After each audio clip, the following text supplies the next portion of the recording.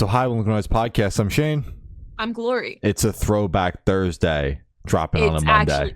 It's actually fucking Thursday. We did it. We made it. Yeah, we've been throwing it around, doing it on every other day except the Thursday, but we are so back doing it on a Thursday.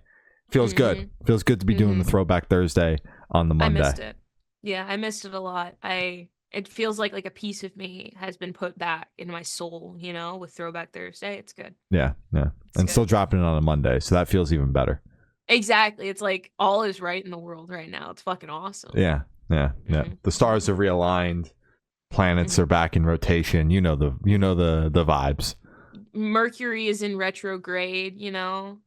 I don't know, is it? I have no fucking idea, bro. I just get my daily horoscope and I call it a day. I go, okay, cool. That makes no sense, but yeah, sure, I'll take it. Well, last week we finished up with the My Chemical Romance discography, finished it off with the kind of sort of album Conventional Weapons. Now we're jumping into Don Broco. Gloria has been like, we should do Don Broco. Basically, since this idea for these throwback reviews has came about.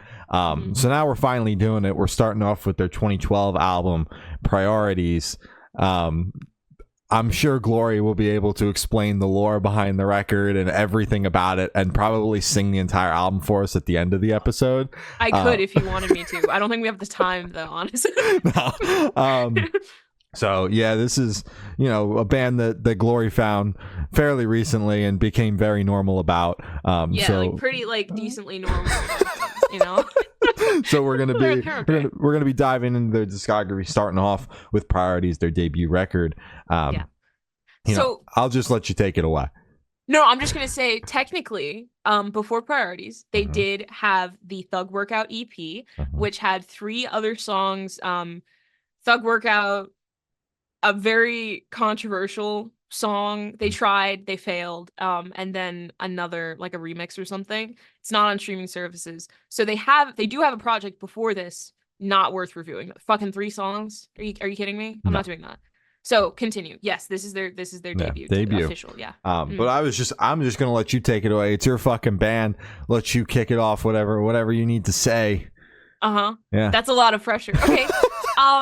So this was ultimately the last album that I listened to getting into Don Broco. I don't know if it was on purpose that I saved it for last, or if it was just like I fear that it's just not going to be as good as their other stuff because it was made 12 fucking years ago. But no, this has quickly become my second favorite album by them. Huge, I know, but it shuffles around. So today it's my second favorite. It's probably going to be my third tomorrow. This album, I do believe, is a time capsule of the music and the sound that was happening in 2012. Automatic, their next one, is even more kind of leaning into this is what everyone else is doing and this is our take on it type thing. But this one is very that kind of British pop rock mixture with their own little Don Broco flair. They weren't kind of at that level yet where they were full Don Broco and they weren't kind of following any trends yet. They get into that technology, amazing things era. Oh my God. I'm like, I feel sick saying all of this. I'm not enjoying this. I am. Okay. I think that this record perfectly encapsulates also just kind of like their adolescence and how old they were in the time that they were making this. I say that like they were fucking 18. They were grown ass men when they wrote this. They were, I think, 27 and 28. Because Thug Workout came out in 2010 and they were 26. So just however old they are, subtract whatever. So they are reflecting a lot on kind of like, I want to get away from here. We need to go back to structure of school. We need to, like, a lot of relationship shit where it's just kind of like, I don't know what the fuck I'm doing. I know it's wrong. And I'm freaking the fuck out type shit. And kind of figuring out where they fit into the music industry as a new band. So that is kind of what I've gathered from the 1,500 times that I've listened to this record. That is not an exaggeration. I did my /FM today, and I did throw up a little bit in my mouth because I can't believe I've listened to this album that many times in that short of a time period. I think this record is incredible. I think it is a great debut. It's a little grimy because of just the, I guess, tools that they had available to record everything and to mix, master, produce. My favorite, I'm skipping ahead. I'm doing this whole review by myself. I need you to pipe in after this. My favorite song by them, well, second favorite song of all time is Here's the Thing by Don Broco off of their album Priorities. Yeah, right? No way.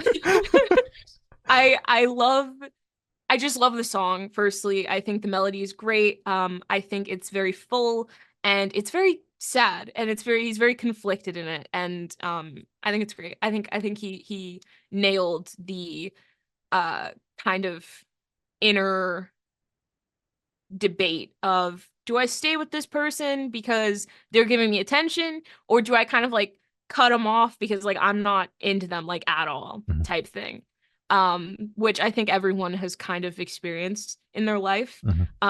So I think he did great with that, and I love this album a lot. Hell yeah, great job, Glory. Thanks. Yeah, all right, well, that was the review, guys. Yeah. And we'll see you. Appreciate you guys checking it out. But yeah, I thought that this album was fucking sick.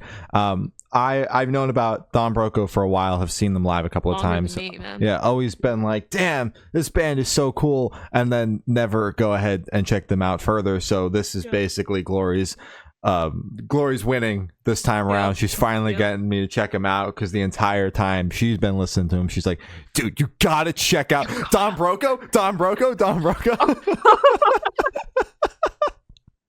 The next 4 weeks is just gonna be me clocking you. Yeah, I'm looking forward to it. I'm so excited. God damn it, dude. So this is my, obviously know the hits and whatever deeper cuts they would play on those tours that I saw them on. But this is my first time sitting down and listening through a full Don Broco record, and I wholeheartedly agree with you that it is certainly a product of the time. You can feel that early 2010s energy in the record, but at the same time, I can see the vision for the band in the album, and there are certain sounds and things and quirks that are going on in this record that continue on with at least what I'm familiar with in the rest of their discography. There's something to say, obviously, about Rob's vocals and his vocal delivery that is so infectious. Don't even get me started, man. Dude, it's like one of my favorite things about the band is his vocal delivery. It is just like he'll make any line catchy as fuck.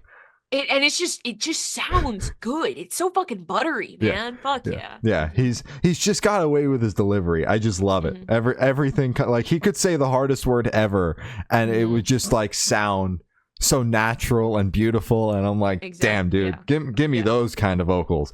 But yeah, that was the thing I picked up on, is that it's a debut record, and then there was a gap in between albums, and it's still like what they're doing on here. Obviously, it's not necessarily the same sound because it is very much of the product of the times and a little bit poppier in certain elements than their later stuff.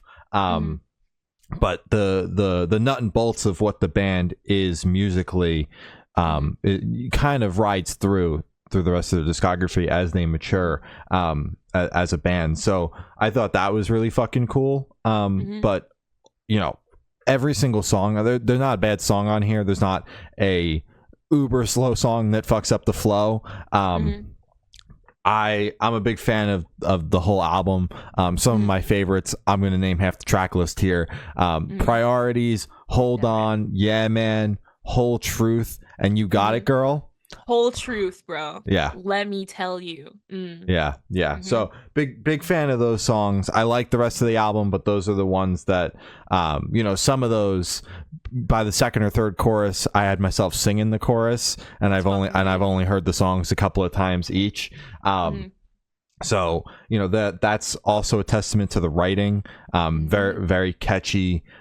You know, obviously repetitive, because that's the purpose of a chorus, but not to the point where it's obnoxious, because some of these songs will have a chorus 3 times in it, and it's like, dude, it's just, I will listen to Rob sing a chorus in a song 10 times over if the words are just coming out buttery smooth as they are on most of the songs on this album. But yeah, it's his. I'm just gonna keep coming back to his vocal delivery, because that is one of my favorite parts about the band. But there's plenty of bouncy riffs on here and things like that I'm also a huge fan of when listening to Don Broco. So big fan of this album. I think that the track list flows very well. Priorities is a great opener, sets the scene for kind of, you know, what this album for the most part is talking about.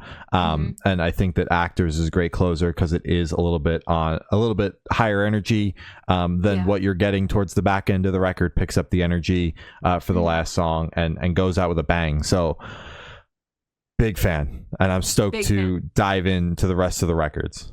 I'm telling you, man. Also, because we are talking about vocals, I did obviously want to fucking shout out Matt, the drummer, the second vocalist in the band. So badass. So fucking cool. That is actually, it was 2 things that got me into Don Broco. It was Come Out to LA playing, and me hearing some angelic voice. I was on my phone and I just heard some fucking beautiful ass voice through the speakers when I was at Pierce the Veil. And I went, who the fuck is that? And Rob was just walking around, mic nowhere near his face. And I was like, is that guy? So Matt's vocals are fucking incredible. The contrast between Matt's higher, just shiny vocals, I don't know how else to describe it. It's very angelic. In my I might be biased because I fucking love the band. Dick Rider. But I think his vocals they contrast beautifully. And it's so funny how it ended up, because they've been friends for fucking ever, but somehow it's just 2 completely different vocals. Anyways, this is also the only album without Tom, who is the bassist, who also mixes and I don't think he masters, but he mixes and kind of like co-produces everything from Technology and up. So he's a big portion of the band, and you're gonna see his impact as soon as you go into Automatic. So it is like, there's a big fucking difference in just the sounds and the direction, because as soon as Tom joins, it's like they streamlined. They knew exactly, like I do think he is the brains of the band. I think he knows exactly what he's fucking doing. So yeah, I want to shout out Matt, because Matt's vocals are, I think, my personal favorite, because they fucking cut through Rob's and how they're able to harmonize, especially in Actors, where it's just, pitchy's the wrong word because that's a negative thing, but just kind of like how he cuts through in the chorus and how they kind of bounce off of each other is so special. And that's usually something that I look for with dual vocalists, where it's like, I don't want the same type of vocal. You know, you're both singing the same fucking notes. Got to be able to pick it out. Exactly. I got to be able to distinguish the 2 different voices, and when they're that different, it makes it so much cooler. It adds just another layer of, whoa, this band is fucking awesome. Yeah. Okay, I'll stop. Hell yeah. Well, that's all I got. I think those are our thoughts on Don Broco, their 2012 album Priorities. As we said at the beginning, we're diving into their whole discography, so tune in for the next 3 weeks after this episode. We'll be diving into the rest of the discography and then on to the next one after that. You know, if you like The Warning or My Chemical Romance, we got throwback reviews of their discography on the channel. Got plenty of reviews of all of the 2024 releases on the channel as well. So you can check those out as well as a shitload of interviews. You know, we got a lot on here. So take a peek if this is your first time checking us out. You can follow us on Twitter. It's Good_Noise_Cast. Instagram is Good Noise Podcast. Facebook is Good Noise Pod. TikTok is Good Noise Podcast. And subscribe to us on YouTube right on here. It helps us out a ton. Well, other than that, I have been Shane. I have been Glory. And we have been the Good Noise Podcast. See you when we see you. Bye. Bye.